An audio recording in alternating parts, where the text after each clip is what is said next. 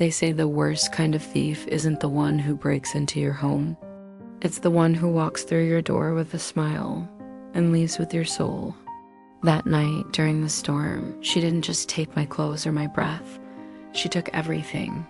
While my husband sat there, too afraid to stop her and me, I was too starved to care. It was supposed to be a quiet evening, a bottle of red wine, some soft jazz.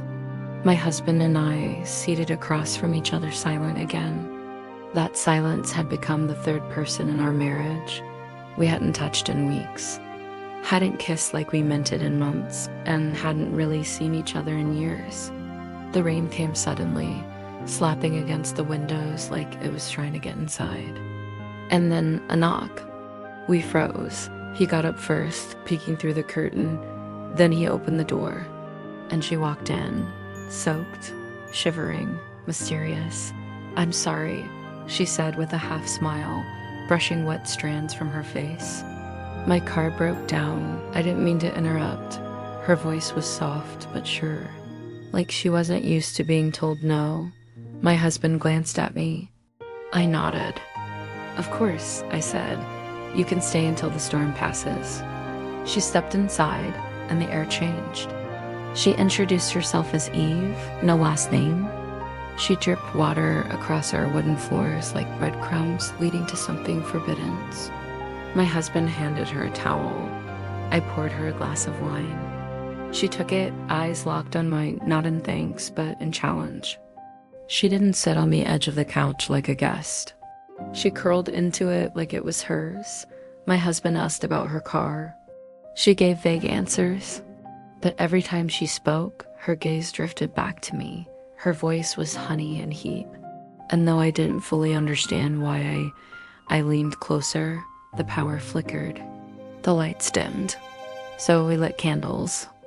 The room glowed gold, shadows dancing along the walls. Eve tilted her head and smiled.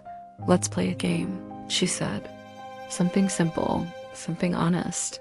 My husband raised a brow. "Like what?" "Truth or touch," I laughed, thinking it was a joke. It wasn't. "You start," she said. "Truth or touch?" I looked at my husband. He shrugged, nervously sipping his wine. "Truth," I whispered. "Do you miss being touched?" Silence. My cheeks burned. My husband looked away. "Yes," I said. "I do." Eve smiled. "Your turn," she said. But I don't lie. The questions got deeper. The answers darker. Then I picked touch. She stood, slow and deliberate, and walked toward me. She knelt beside the couch and gently brushed my knee with her fingers. The room went still.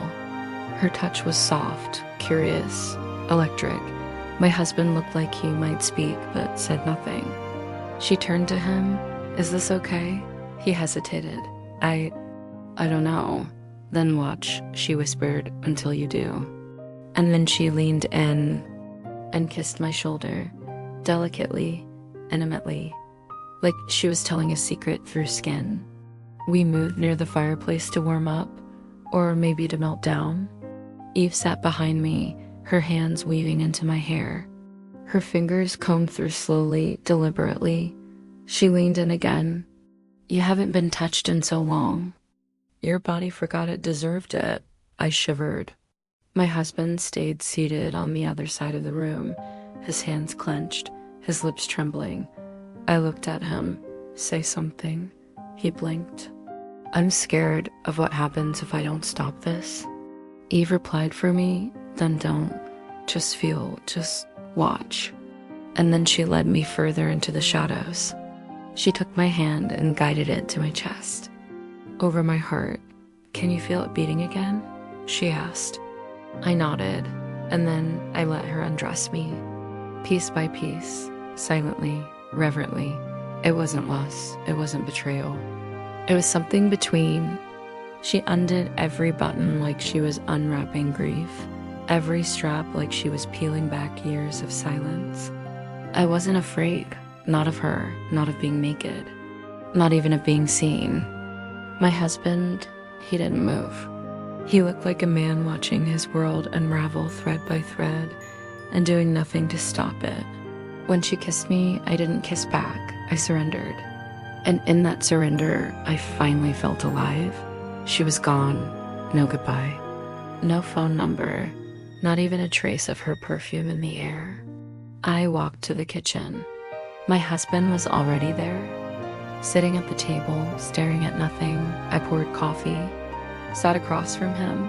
"Why didn't you stop it?" He looked at me. Because I didn't know who I was stopping anymore. Her or you. Tears stung my eyes. Did I break us? Maybe we were already broken and she just showed us the cracks. We didn't talk about her again, but we talked more than we had in years.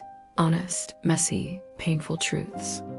And every now and then, I'd find myself standing by the window, waiting for a knock that never came.